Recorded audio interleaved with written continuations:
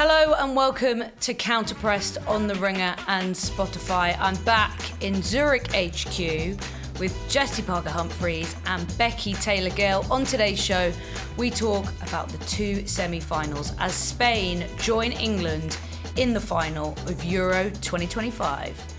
BTG, you're in Switzerland. Yeah. What do you think of Zurich HQ, which has some subtle differences? But you never went to Zurich HQ. I didn't. I love the art. The artwork is horrendous. It's really moving. Yeah. I don't know. It's not in the back of the shot, so you can't see it. But if I were you, I would have moved that creepy as fuck painting behind your bed immediately. Okay, but the thing is, when I'm in bed, I can't see it, so it doesn't really matter. That's so true. But then it's like he's above you smiling down watching. on me. I would have like taken it off the wall and faced it. We'll take a against another photo. wall. We'll take a photo of this man, scary man. I'll put the picture on the Counterpress It's Instagram horrible. so everyone can see. Also, there's like two Madleys over there. Like it's just like you just feel like you're being watched. What's wrong with the Madleys? No, there's a lot of Madleys. Sorry, there's a big Counterpress disagreement going on where I don't think Becky Madley doesn't serves. We're like, Team Madley. You are. She's not you are giving. so wrong. It might be the wrongest take you've ever had in your She's life. not giving. I'm sorry. Please. Where's her neck? Don't neck shame Madley. She's too cute. Like, Sorry, what's wrong with that? She's too cute. She's cute. No. I mean, Well, I like, didn't realise being too cute was illegal, I mean it Becky. in a bad way. I mean it Becky in a bad thinks she's way. like not camp enough. Yeah. But when she's strutting around the stadium. No, she's not. She's not. Becky, camping her out. song is "Girls Just Want to Have Fun." That's camp. That's camp. Oh, okay. That plays every time she goes. Yeah. Okay, I do like that. Okay, here we go. She's What's her catchphrase again? I've already forgotten it. her heart is as big as Switzerland, and what is it? Switzerland isn't that big. Well, her heart is. I need to find ginormous. it. A heart as big as Switzerland. I can't remember, but listeners and viewers, please let us know in the comments And what just you think of think- Madley, whether you're Team Madley or Team Becky. But it's like, it's not that I hate Madley. It's that I just think, like, compared to, like, Tazuni, like, No. Tazuni was serving. No, but Tazuni was more sort of teen punk. I'm in my non-binary rebellious era. Yeah. Madley's more, we're just all gonna have a good time. It's wholesome. Yeah, it's and, cute. like, don't we want women's football to be cool and not like, oh, it's for the kids, it's so wholesome. But I love Madley and I'm 30 years old. Exactly. So do I, and I'm No. 31. No, you're all getting soft. Flo's fiance was fuming with Flo because Flo did not bring Cuddly Madley down to Geneva with her. Because I left my suitcase here in the interest of not having to carry loads of And stuff. it was tense when they were having that conversation. Wedding's off. The wedding is off. Wedding's off, so I didn't Holly's bring Madley. marrying Madley instead. We have breaking news this morning because new from WSL Football, as of this morning, the organisation formerly known as WPLL has Formerly known as announced, NUCO. formerly known as NUCO, lest we forget, has announced that the alcohol in football grounds trial is expanding to the WSL from next season onwards. We have a full list of clubs. I'm going to read them out for everyone to enjoy.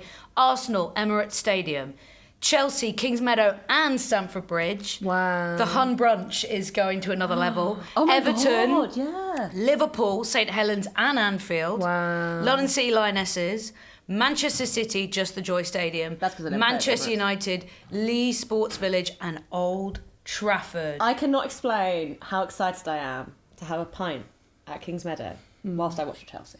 Yeah. Everything I said, Nikki, I was wrong. You take it back. Babe, you have pulled this one out of the bag. I am moved. Also, guys, two things. Firstly, there is going to be some lesbian brawling at the Emirates. Do you think we need to be on watch for some fights? Anyone runs into their ex after 3 pints in the stands, it's on. Secondly, I just really love that they're giving us this opportunity for women to get banned ourselves. Like, that's what we deserve. What, You're like, outside of the women's football ban. don't have women's football ban, have women's football fan ban. I think men. Becky, I think you got might be to the first one to be banned, to be totally honest. Men got the chance to do hooliganism and get themselves banned from drinking in the stands. We had to have that rule. We didn't do anything. Now it's our chance. I mean, to I think drink women so went to much. men's football matches. You know, that's so true. But I think mostly it was men doing the hooliganism. Yeah, sure. Whereas, like, now feminism means that we can do it too. Great. So thank you, Nikki. So when Becky is banned from Every WSL ground and therefore banned from counterpress, you'll be hearing first. I can watch it on the TV. Very You can watch exciting. Counterpress on your TV as well now, so on YouTube. Yeah, you can go full screen, guys. Very exciting news, but that's enough of the WSL update. Let's get into Spain 1, Germany 0 next. This episode is presented by Pepsi Max. Pepsi Max has always supported both women's and men's football. So to help make sure the next 50 years are as legendary as the last, they've made an inspiring film called Refresh the Game, featuring current stars like Lauren James and Leah Williamson, alongside legends like Pelé. Refresh the Game celebrates the unapologetic challenger spirit and talent of women's football. Watch it now on Pepsi Max channels. Pepsi Max, proud sponsors of the UEFA Women's Euro this summer. So, the other semi-final, Zurich last night, after too much extra time across this whole knockout phase, we were tortured once again last night in Zurich. A pretty dull game. Neither side were particularly impressive, but in the end, Spain score in extra time. Aitana Bonmati, near post, a great finish. AKB maybe a little bit suspect, but Spain just do enough to get through to yet another final where they will once again play England. I hate it here. But let's talk about last night, Jessy. I was in the unfortunate position where I was in one of those seats where you can't see anything that's going on down the other end. The picture of your seats looks horrendous, sorry to say. You have no idea if the ball is going to go in the back of the net or off the pitch. You have no obvious sense of At least offside. you were on the side where the goal was scored, though, weren't you? Yes. And you I- got a really I good view of wasn't. Madley. I got great news. Which is the only reason to go to a football match. Very I mean, true. yesterday that was the only thing that happened. Madley Cam was 10 out of 10.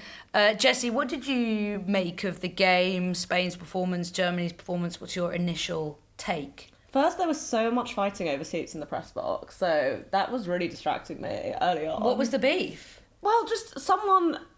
We actually had this at England-Italy as well. UEFA make you book your own seat, and then people don't sit in the seat that they've booked for whatever reason. So then you get there and there's someone sat in your seat. It's very when you go I to would the be cinema and you select seats, but everyone sort of just Someone mixes around. But that's not how it works. No, Anyway, I would so get firstly, mad. I had to get rid of a man who was wearing a Spanish cap and flag around his head. And I'm going to say his man was like 30 In the press box? in the press box. That's not allowed. I know. That's embarrassing. really embarrassing. That's really There was embarrassing. also a guy in a Tony Cruz shirt. I was like, I don't know what's going on with these Germans they and allowed? Spanish people, but... But they're not getting told off by UEFA. No, also when they scored, that guy ran down the entire thing, the entire row screaming. Okay, that's outrageous because against Italy, Theo We- stood up for about Theo got 30 told seconds off, and got yeah. a tap on the shoulder.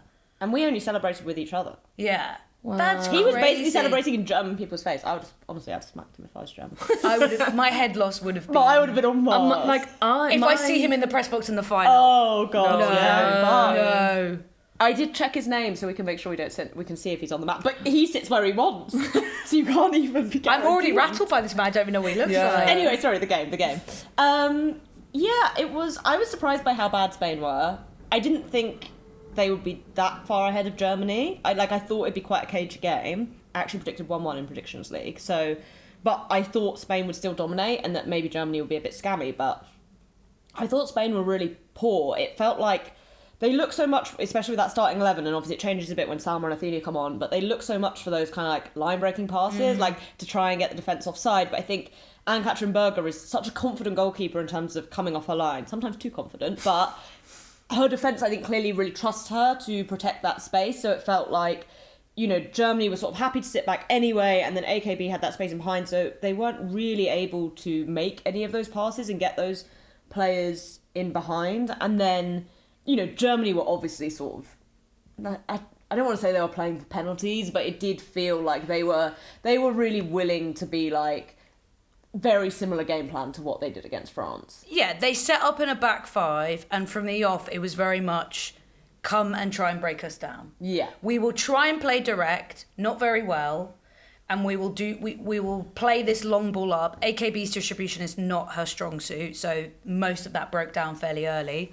There were some better opportunities where they did hit Hoffman, but really it was pretty much route one if they did get on the ball. And then it was just try and break us down. And to be fair to Germany, Spain didn't break them down to, the 110th minute. But I think it was a tough game plan because it didn't give you much room for manoeuvre, and they'd already started making substitutions with penalties in mind as the game sort of went on. And I think I was watching the game feeling like this is good. Someone's going to score here. It's going to be 1-0 in extra time. It's always going to be Spain. I think it's going to be Spain. Only and not even because they played like better and had more chances, just because it was like that written all over this match that we're going to have to sit through another half an hour of this and we're not going to be rewarded with penalties. That was it was always going to happen. Unfortunately, that was the reality. And in the second half, I do think Spain got a little bit better at trying to drag Germany out of position and finding those spaces in behind. There's that lovely reverse pass that Aitana can make, Alexia can make, Patrick can make for a runner who's coming on the inside. But it just wasn't quite working. There were a few times Too many back heels. Salma. You don't have to back heel. We get it. You're Spanish. They were overplaying and overcomplicating it in and around the box, even though they actually started to drag Germany out of position a little bit. I mean, the goal came, so in the end, kind of what does it matter? But I think it is interesting in these last two games. Spain blew away that group stage, scoring 14 goals across 3 games, which is bonkers. Conceding some goals too, but everyone's conceding goals in this tournament. But I think it is interesting how both Switzerland and Germany have set up in these knockout games and how hard Spain have found it. Yes, they still end up winning those games and they do find a way and break down both those sides, but they're being frustrated a little bit, and I think we haven't quite seen them at their best at all in this knockout phase. Well, it's funny as well, we were having an argument with your brother, likely thing to be happening, about how good Spain have been, right? We were arguing about this the day before England-Italy, and I kind of felt like Spain looked really good in the group stage, but in what I sort of saw as a weak group, and then against Switzerland, I was a bit like, I thought they were a bit meh, but then Theo was kind of saying, like, they've been so much better than any other team, and I was like, I just don't really feel like as a collective that's true. And I think honestly, if you have to ask like who's been the best team at this tournament, it probably is Germany. Because I thought again in this match they were really well organised. Obviously we saw what they did against France, but it just feels like with Spain, and this is a valid thing for Spain to do, the quality of their players is high enough that they only need, and you know, like Aitana's goal is fantastic. Like, we can talk about whether Ann-Katrin Berger was to blame. I kind of personally can totally understand why she's like taking that step to cover the space for the cross. It suits the way she goalkeeps as well. But there aren't many players in the world who can make that finish from that angle too. I'm also just going to dispute about Germany being the best team in the tournament. I don't know if there's a team that stood out. I think it's been so open. As a collective, surely if you watch the 120 minutes against France and the 120 minutes against Spain, that is like the best organised team at the tournament. 107 minutes of those 120 minutes were with a player less. I think Germany have been very good, but I think this tournament has been such a roller coaster until France went out. I thought they were the best team in the tournament. But I'm not saying like best team in terms of like who has looked the best. I mean like who as a collective has like looked the most organised. Okay, if it's about organisation. That's what I mean, because I feel like you look at Spain and you're like, this is like a common complaint, like in terms of how Montse Tomé manages this team. We talked about this around the Olympics. Like, it's like there's one way to play, and if that doesn't really work, there's not really another option. Okay, you bring on Salma Rafinha, you bring on Christian Martin Prieto and start spamming the box with crosses, but, you know, Spain are good by virtue of how good their individuals are, as opposed to being, like, knitted together as this fantastic tactical side. And so often they're not having to find a plan B, because plan A does eventually work, whether that's within 120 minutes or what's required. Germany, they were so brave and incredible against France. I don't even think it was a necessary fatigue in last night's game. I just think the game plan was so negative that it didn't give them many options. But they didn't look as exhausted as England looked in their game. But because they couldn't create, and it was that Clara Ball free kick that was so close, couple of dangerous crosses, but really it was that playing for time. Can we try and get it to a penalty shootout with AKB in goal, and that might get us over the line? There are a couple of good moments, I think, earlier. I think it's easy because the game was so long to sort of forget. Boring. To forget. Eula Brand found herself with some good space, actually. Eula Brand found some good space. There were a couple of moments where Clara Ball got in behind. I think one of them actually was offside, but there were a couple of moments where you're like, ooh, against Spain, you really have to finish one of these chances, even though they were quite low percentage chances anyway.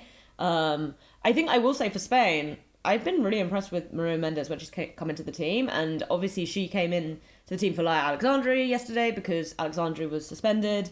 But I think Spain look a lot more solid defensively when it's Mendes and Paredes together compared to Alexandri and Paredes. So I think that helped Spain because I thought Hoffmann struggled to be as effective. I think also the problem Germany had, it's not really a problem, but like they'd telegraphed exactly what they were going to do with Hoffmann in the France game. And like I don't think it was a surprise to anyone that Hoffmann then started this game, and it felt like Spain were maybe a bit more prepared for that than France's central defenders were. But I don't think Germany created nothing. I thought they did have a number of chances, and you could easily like see either of these teams, I think, coming away with the 1-0. Well, for me, Spain made their, again, low percentage chance count. For me, I was watching the game thinking it's going to be 1-0, but I hadn't yet decided who it was going to be. And I thought maybe it was going to be a scenario in which Germany can just pull off from a set piece, or they'll get themselves in a good space and they'll just pull off some kind of finish, and that will be the shock moment. But unfortunately, because Spain had never beaten Germany before, they were also playing like not playing scared, but like that was in their minds. I think the so. longer that game went on as well, and the more that you can't break them down, you're like, oh fuck, like but I think how do we beat them? I think that also happens with Spain. You start to see that frustration and that impatience with some of the decisions that Sam was making, some of the decisions that Pina was making. I think that comes from that tension and that frustration. And who knows what would have happened in that shootout? You would have definitely seen Germany as the favourites in that scenario.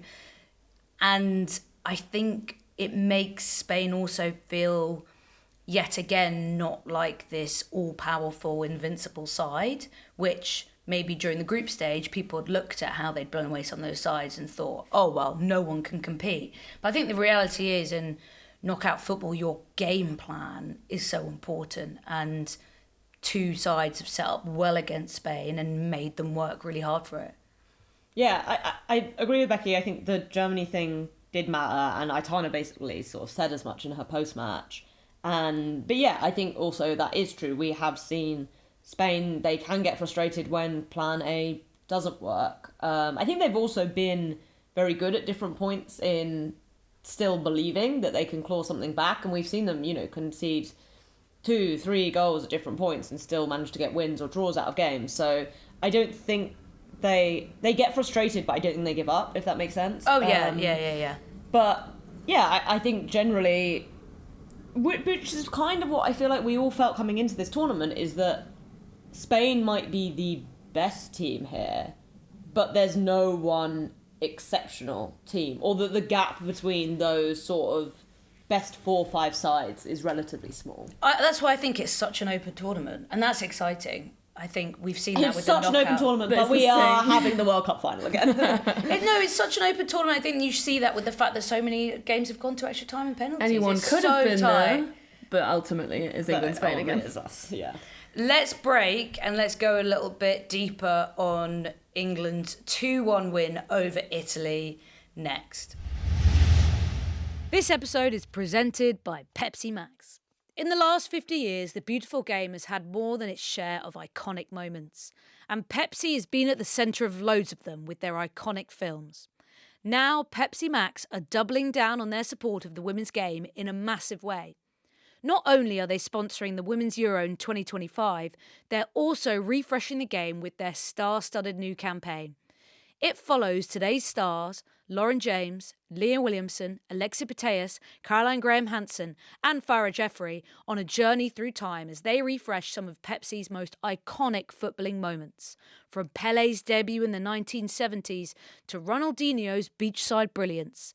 This isn't just nostalgia, it's a statement. With record viewership, women's football is the fastest growing sport on the planet, and Pepsi Max is right there cheering on that growth. Watch the legends meet now on Pepsi Max channels. Pepsi Max, proud sponsors of the UEFA Women's Euro this summer. So we did an instant reaction pod from Geneva that was I had to go emotional. home and I got called up on this yesterday for two things. Al Greenwood was like, I thought there was a little vodka mishap when you weren't on the pod because me and producer Katie went to Lidl before the match because obviously Switzerland's so expensive and they didn't have a small vodka.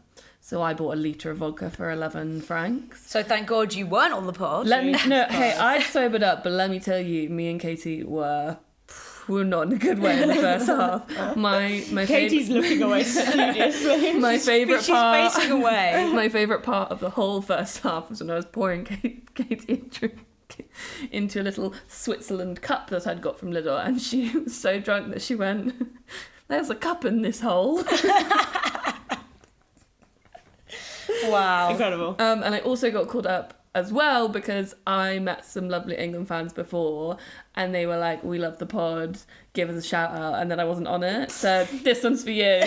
Do you know their names? No, Oh no. but I loved them. There were so many of them. Well, what a night it was. We obviously gave our instant reaction after the game on Tuesday night. It feels like it's been about 10 years since that game even happened. Another miraculous, lucky escape for England, and perhaps, you know, we're joking about how it's a rematch of the World Cup final, but these teams that do make it to major tournament finals, they create their own luck in some capacity. I will say England have had a lot more of that sprinkling of luck than Spain have had throughout this tournament, but they somehow got it done. And on a side of the draw where we talked about it being a lot easier than the side that Spain were on, both those games against Spain, against Sweden and Italy, I thought England were going to win 2-1, 3-1. They make extremely hard work of it, don't play well, but Michelle Adjuman saves them, and here they are. Oh, I just got goosebumps when you said that. Here they are. What a woman. In a Euros final. We've talked about the emotional side, Jessy, but now let's talk about the performance side, because the harsh reality for England in this game was that they were really poor. Yeah, I do think they were poor. I think, you know, sort of as kind of the dust settles, it feels like this is sort of the most interesting question for England to try and answer about themselves, because when you're in like a final, you can't help but feel good about it, but like this team just has not been very good this entire tournament, and like I do genuinely feel like I can't quite figure out why they feel so poor as a collective. I don't know if they're just starting to psych themselves out a little bit. Like, as we spoke about immediately after, it felt like there was lots of things that were rushed, even from the start. And it just feels like they really struggle to like build up those patterns of play that maybe you'd expect. I feel like individual players are really struggling to find sort of the 7, 8, 9 out of 10 performances that you need to look good as a team. And I think maybe for me what it comes down to is this strange sort of position that Sarina Wiegman's ended up in, where when she first came into the England squad, it felt like she was really certain about who she wanted and what she wanted. And as we've sort of moved through our 3 years to here, that like certainty feels like it's really dropped away. And I think England's preparation for this tournament was disrupted by injuries to key players throughout the season. So of course we've seen like more players come in and out of the team, but I feel like it's also reflected a feeling from Wiegman where she's like, who do I actually like want to be playing for this team? And like, you know, Jess Park's kind of an interesting example, right? She's not got a single minute, but she played a ton leading up to this tournament.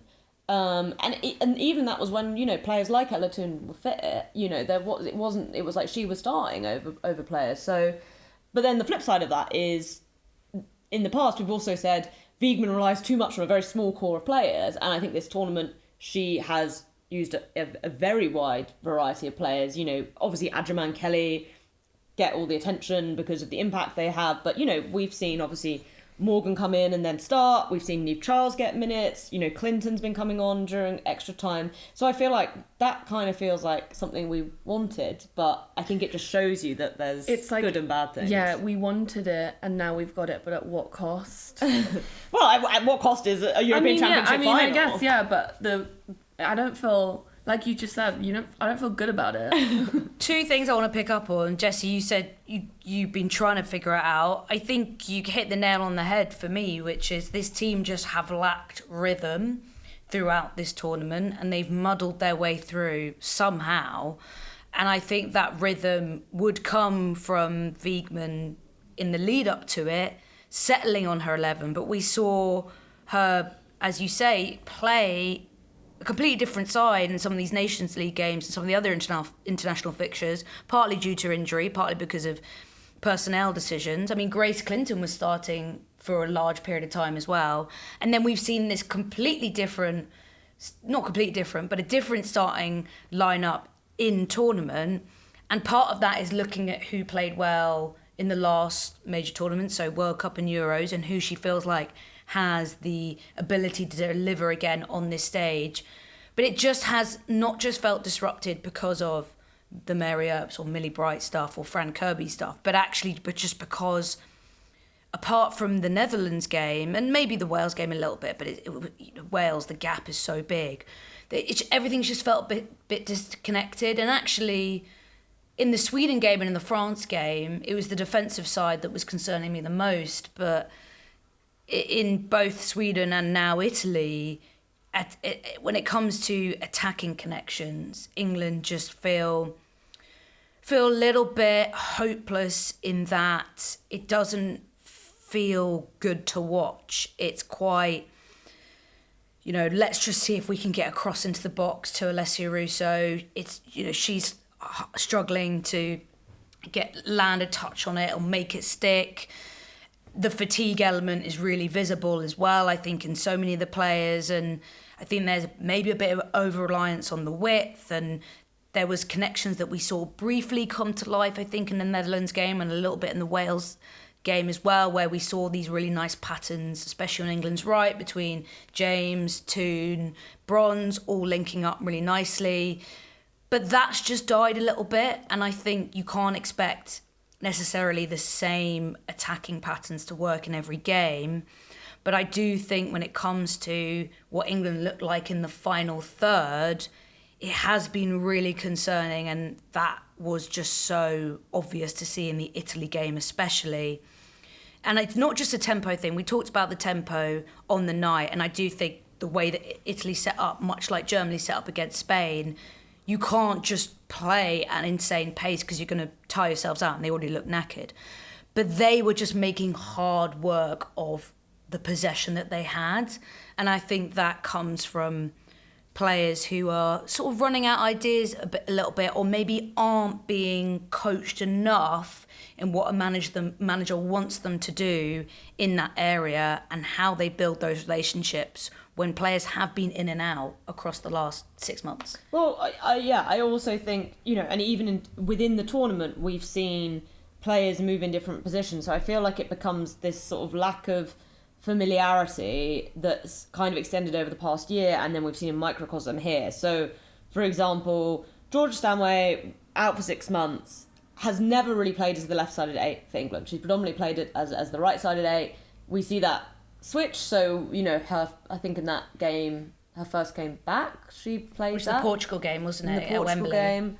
And so she suddenly, Lauren Hemp's a player she clearly knows very well from her time in Manchester City, but, that's something new. That's not something they've really done together. The first game here, you've got LJ as the 10 and Beth Mead out wide. Mead is such a different player from LJ, and then suddenly you're switching that round. So that changes things for Stanway, Walsh, Russo.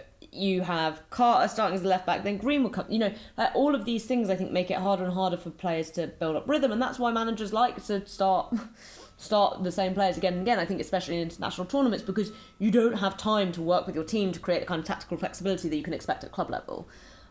So I think that's sort of where that uncertainties come. I think for me still the biggest concern I have is England's inability to control, because when we're talking about Spain and sort of like how they don't look great, but like you kind of always expect them to get it done, I think that's just because they control so much of the match. You know, like they control like sort of 80-90% of the games they play. And Spain, you know, they occasionally get caught out in transition, but most of the time they then still control the match enough that it doesn't really matter. But I would say against Italy, England did have control. They just didn't do anything with that control. I think they had control until Italy scored, and then I think they struggled to like maintain. Like, how many sort of 10 plus pass sequences do you really feel like England put together in that game?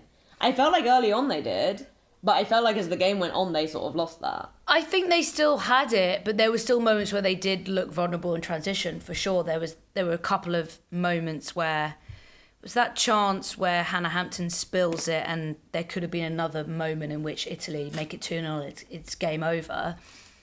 But I think it was almost that desperation that started to really come into the Italy game, not less so the Sweden game, because that felt so sort of choppy because of the way Sweden wanted to play. But in the Italy game, I felt like England had control, but they weren't doing anything with the ball, and that was what was so frustrating to watch, is because Italy were so happy to sit back and just win fouls. And England weren't great in possession. I mean, they were sloppy, and I think that sloppiness comes from the fatigue. And then it makes it harder because you're then chasing to win the ball back. You give away a foul because Italy will happily take the foul. And that was the disruption that I think you're talking about, where they couldn't get those 10 plus pass sequences because their rhythm was so out and the fatigue was settling in, that then it's almost you've got possession, but just for possession's sake, there's nothing happening. But what do you think? I mean, I as you were talking, I think I've answered my own question, but just for, you know, fun. What do you think the difference between England and Spain is there? Because it feels quite similar in, like, we had a lot of the possession. You know, I think the way that you described Spain playing towards the end was frustrated, whereas the way that you describe England playing is desperate, in a quite similar situation. And what do you think the difference is? I think the difference is that the connections on the pitch for Spain are so ingrained. 80% of those players, some of them have played together at club for a number of years. They know each other's movements so well. They know where each other's going to be. I think we've seen that in every single game, and that's why they're so good at playing those passes into the box, those no-look passes, outside, inside, whatever it is. Sometimes, yes, they do overplay. That's kind of the nature of their style sometimes. But the connection is there to see, even if teams can really sit in with 5 minimum at the back and just put bodies in there to make it really hard. I think you visibly see those connections. I think with England, it's harder to see. And with Lauren Hemp, for example, at the World Cup, Serena Williams could rely on her to have that edge to cut inside, to make it difficult.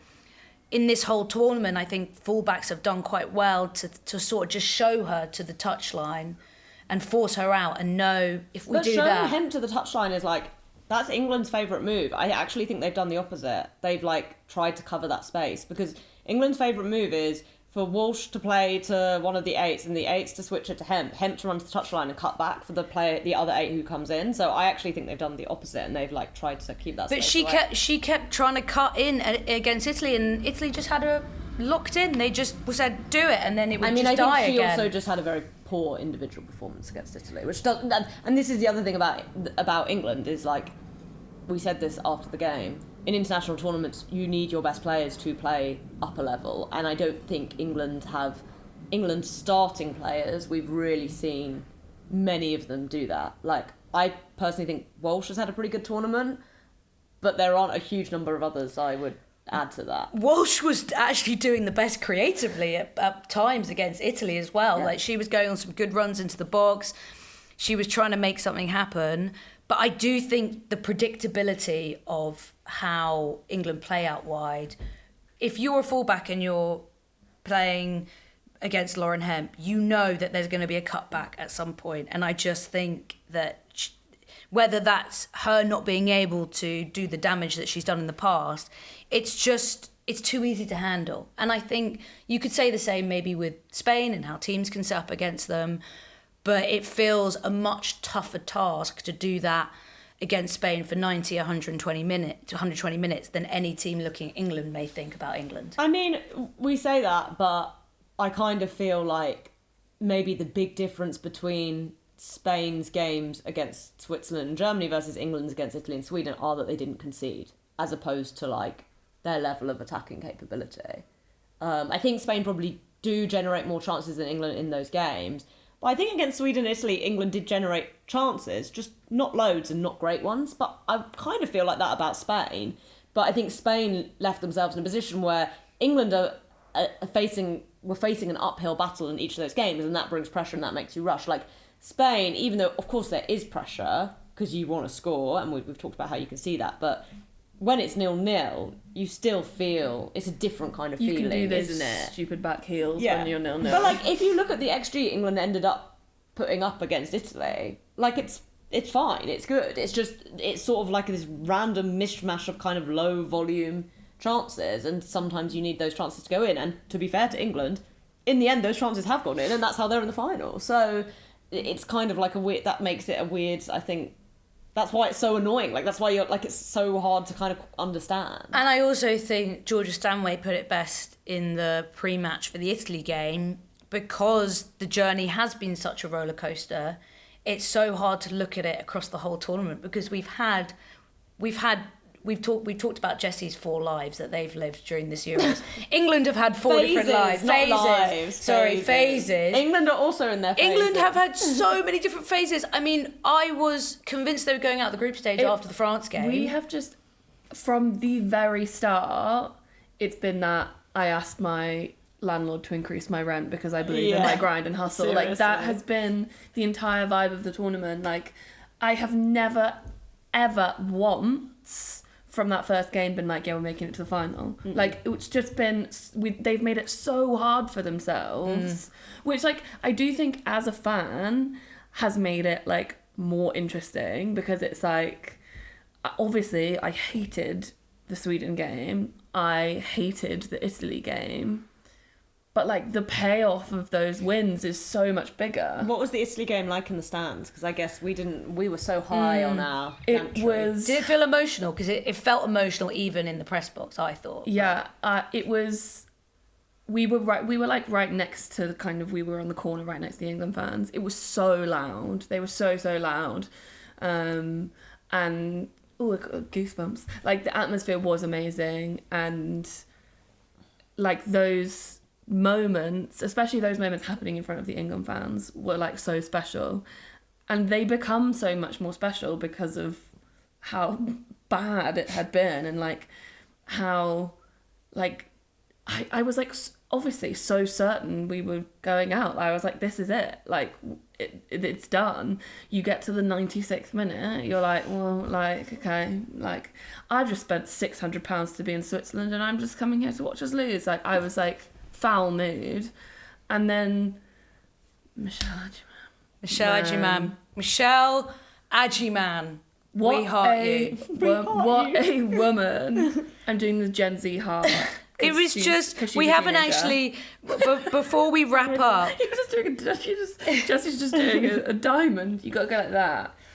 Before we wrap up this semi-final ep, and we're obviously going to be previewing the final, so don't worry about that. That'll be on the next episode. We've just got to dedicate 5 mins to the one and only Michelle Agyman, because I don't think anyone would have put her down as potentially being England's hero at this tournament. But my God, the composure, the confidence. I've watched that goal back so many times. Both goals in both games. I just feel like the world stopped for a moment when it just fell to her feet. Like, everybody's got their... everybody's holding their breath. Like, is this the moment? And just, oh, wow. And who knows what sort of role we'll see her play in the final. That's obviously still to come.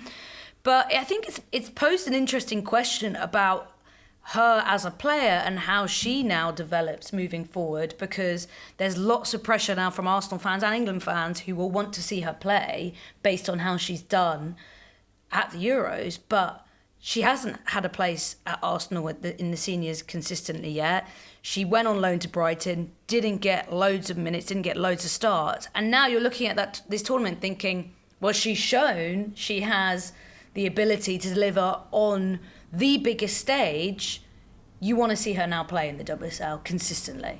Yeah, I mean, you know, Adjumang's kind of a fascinating issue that young players pose a lot of the time, I think, especially if you are at clubs like Arsenal and Chelsea where they have very established players in your position. I think something that will benefit Adjumang from the Brighton loan is Dario Vidosic used her in quite a lot of different positions. Like, she often played on the left, which I think is useful because she's not going to go back to Arsenal and start over Russo, you think. Obviously there's also Stina Blackstenius there as well, so there's quite a lot of players stacked in that number 9 position. But then you're like, but if you want her to play as a 9 long term, do you need to find a loan for her in the WSL where she's going to be able to do that? It's kind of complicated because I feel like Brighton's sort of the highest loan level you can get. So do you drop down? I think generally WSL loans are becoming more complicated as WSL teams improve and spend more money. They're not really interested in developing bigger clubs' talent in a way that I think they were. You know, I think even seeing Everton take on Aggie Beaver-Jones and Jess Park for that season, I think loans which were really beneficial for both of them. I don't know if you'd see a team do that.